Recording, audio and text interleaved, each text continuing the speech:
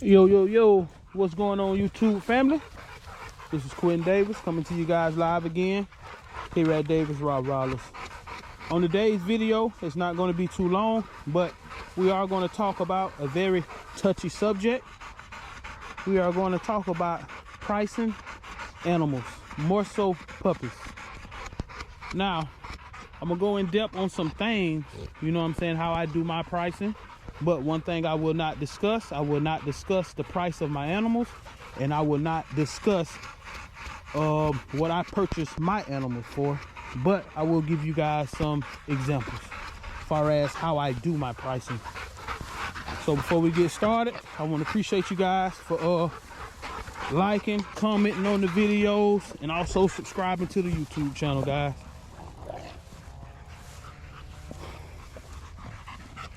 Well, we're gonna go ahead on and get started and not gonna waste your time. Like I said, guys, today's thing is gonna be more so on pricing. When it comes down to pricing my animals, pricing puppies that I produce, I believe in being my biggest critic. Just being completely honest from a dog breeder standpoint. And also from, you know what I'm saying, a customer standpoint. I have purchased dogs from other kennels, and you know what I'm saying, I honestly and truly feel like majority of them has been 100% honest with me. Some of them, yeah, but it is what it is. We're not here to bash anyone. All I can do is tell you guys about how I do my thing here at Davis Rottweilers. I price my pups off of the quality that I personally feel that the pups are worth. Like, just for an example, Xena is a direct daughter of Nina. Nina was produced by Butler Kennels Rottweilers.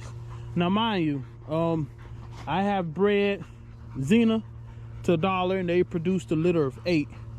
Now, the price of those puppies, I priced them to the price that I felt like they was worth. It wasn't no crazy price, but you know, it was still a decent price. It was a price where, you know what I'm saying, where I felt like when the puppies got older and they matured into adulthood, that the customers would feel comfortable with what they paid. Like for instance, Xena is the daughter of Nina. I bred her to $1. So let's just say that's second generation Butler Kennels bloodline. Okay, boom. Now let's just say I take $1 and I breed him to Nina. The price of Nina puppies are going to be completely different. They're going to be more expensive than Xena's puppies. Reason why? Because you have what you call first generation and you have second generation. Xena is a spinoff of the Butler Kennels blood. So let's just say it's 50% Butler Kennels in there. 50% Butler Kennels in there, and I'm not using this name to gain clout or anything like that. I'm just being completely honest. It's 50% Butler Kennels. Now, so a second generation puppy from her bred to $1 is going to be different than you getting a pup directly from Nina. That's just being honest. I feel like $1 bred to Nina is going to outproduce $1 bred to Xena. The reason being because what $1 brings to the table and what Nina brings to the table. Now you have to take into consideration, when I bred $1 to her daughter, you have to take into consideration not only what Nina brought to the table, but you had to take into consideration what Xena's dad brought to the table. So I believe when pricing these dogs, you have to be 100% honest with yourself. I can't just produce dogs. I don't just produce dogs and just sell my dogs for one set price because I'm the one producing them. No, I'm going off of that bloodline, the look of the dog, and also how those different bloodline mixes. It's more than just, you know, hey, I got a female, I got this male dog, I'm finna produce them, I'm finna charge X amount of dollars for these puppies, and no matter what I produce, I'm gonna charge that same amount. It doesn't work like that. Bloodlines, genetics, all that goes into me pricing my dogs. Like for instance, let's just say Zook. If I breed Zook to Lotto,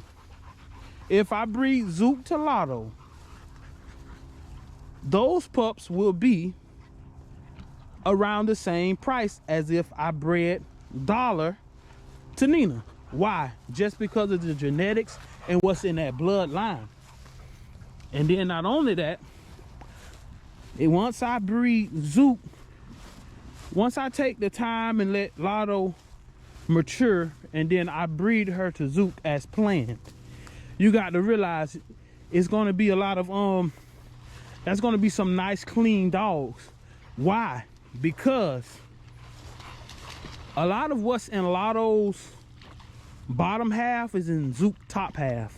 They share no relations, but that's going to be what I consider scatter breeding, where you have different dogs names popping up on both sides of the pedigree, and that's going to enhance a lot of traits. Hopefully more so for the good and not the bad. Y'all too, cut it out. Y'all know better than that. Cut it out. Like I said, more so hopefully for the good and not the bad. But and just being honest. Now mind you, I'm not judging anybody. Hey, your price is your price. That's why I'm not going to discuss what I have paid for dogs from other kennels. Whatever a person decides to sell their product for, that's between them and their paying customers. But a lot of times, guys, when you purchasing these dogs, you have to script the name of the kennel away from that dog. And sometimes you have to script the names of pedigree. Just because you got multi-champions in a dog's pedigree, that doesn't mean that's going to be a quality dog. Because one bad stick, in simpler terms, one bad breeding can set a bloodline back for 4 generations to come. Like for instance, you might have a Butler Kennels female and you stick her to a male. If that male is not the same caliber of that female, then guess what? That blood is going to take a dive. It's going to take a dive, and then you're going to see different traits. You're going to see different characteristics. Yeah, a male can get a female pregnant, but that doesn't mean it's going to produce quality. That doesn't mean that you can say, well, hey, this has this blood in it, so I'm going to charge X amount of dollars. It does not work like that. You can have a dog with stacked pedigree. I have seen it. You got a dog with stacked pads, and it doesn't look good. You might have a dog that has 1 champion. You might have a dog that has like 2 champions in the blood, and it looks better than that dog with stacked pedigree. It's all about genetics, and it's all about how everything comes together. So when you breeding these dogs, it's not just as simple as, hey, I got a grade A male, I'm gonna take him to this female. No, that female has to be grade A, and that male has to be grade A as well. And even though sometimes both dogs come off to be grade A, you have to do a little research into that blood and just see, okay, it's a possibility that I can throw this. It's a possibility that I might can throw that. That's just like back when I was into bulldogs. Sometimes you might get a throwback. What is the throwback? You might breed these 2 buckskin dogs together, and then you get a couple you throw a couple black dogs, you throw a couple brindle dogs in there, and you're like, dang man, where this come from? Well, it could be a throwback. That could be a granddad, or that could be, you know what I'm saying? It's throwbacks. It's just like humans, guys. It's just like humans. You can have a son and he can come out looking just like the uncle. That has nothing, that doesn't mean, hey, your wife cheated on you. What it means is what's in that blood is going to eventually come out sooner or later. So when you're breeding these dogs, you want to make sure that you're sticking them to something that's going to bring the best out of them. And if not the best, you want to make sure that you're correcting what you have. If I have more of a shorter, thicker female, I'm going to be looking to add some legs to it. I'm going to want to add some legs to that female. So I'm going to be looking for great temperament, well-proportioned male. Well-proportioned male. Just to hope that when I do breed those dogs together that I get the look that I'm searching for. No matter in what litter, guys, no matter what litter, Timmy Tor, no matter what litter, guys, every dog is not going to be a standout dog. And just because a dog look good does not make them a good producer. So there's just some things to take into consideration. And that's things that I take into consideration as well as I'm producing dogs. Because, you know what I'm saying, I would hate to, me myself personally, I would hate to sell someone something and they feel like years down the road or months down the road that, dang, you know, I bought this dog from Davis Rottweilers. It didn't turn out like how he said, or it didn't, you know what I'm saying? I don't like the way this dog looks. But as you educate yourself more on the breed, and as you start interacting and networking with different kennels, it's going to happen. You're going to go to other people's yard and you're going to say, dang, man, I need that. I need this. That's the only way you get better. You can, you know what I'm saying? And I'm to the point now where I'm still a young kennel. I'm still a young kennel. I have a lot more growing to do. I don't get me wrong. I have some dogs that I feel like definitely add some substance to my kennel. Dollar, you have Lotto.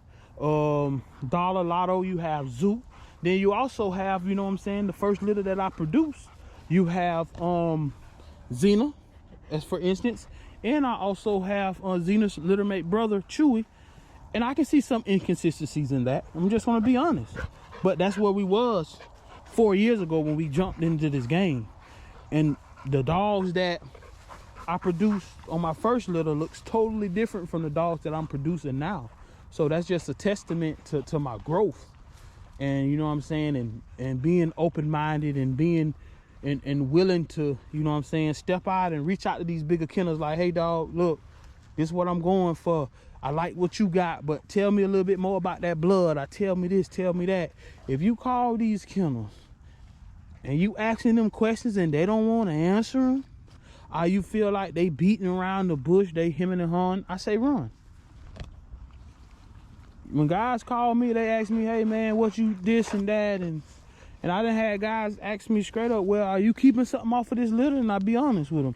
No, I'm not keeping nothing off this litter, but the two dogs that I want to stick together, if I can get something off those two, I'm going to keep a female or two. Just being completely honest, you know what I'm saying? Because at the end of the day, I want to make sure that whoever purchases a dog from me, or whoever decides to do business with Davis Rottweilers, that they are satisfied. Like for instance, when it comes down to stud fees, what you pay for dollar stud fee and Zook stud fee is two different prices. Then you might have somebody come to the yard and they say, hey look, you know, I like Chewy. What's his stud fee? His stud fee is different. Oh, but they're the same breed of dog. Then you have some people that ask, you know, well, you know, that they're both Rottweilers.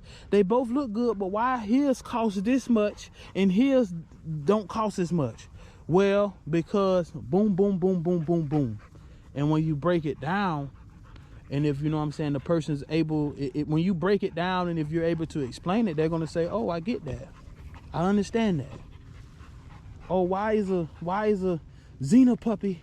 You bred Xena to Dollar and you bred Dollar to Nina, but it's an increase, but they was bred to the same male. Correct, they was bred to the same male, but you got to realize second generation and first generation is two totally different things.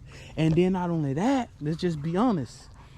There's nothing wrong with second generation if you bred something into that dog that it was missing, or if you enhance that blood. That's when it comes down to you as being a breeder and being honest with yourself.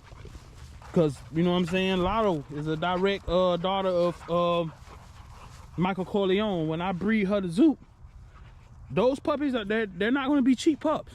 They're not going to be cheap pups. Yeah, but you said second generation, correct. It's gonna be second generation, but I enhanced that blood. That blood didn't take a dive. Everything that Zoot was lacking, or even if he's not lacking anything, when you put them two dogs together, they're getting closer and closer to that perfect dog that we're trying to produce here at Davis Rottweilers. You get what I'm saying? So you gotta you just got to be honest with yourself. You feel me? And I believe that, you know, I run my business with integrity, and I'm 100% honest with myself. So therefore, I'm comfortable in my skin. So I'm comfortable with keeping it real with those reaching out to me. But just some slight work, guys. Just being honest. Bigger is not always better. Bigger is not always better. You feel me? You got to script the name away from them dogs. That's why some kennels, they don't even talk about pedigrees. They want their dogs to speak for themselves. And I 100% agree with that, because a lot of times when you get so into pedigrees, well, it's this, it's that, it's that.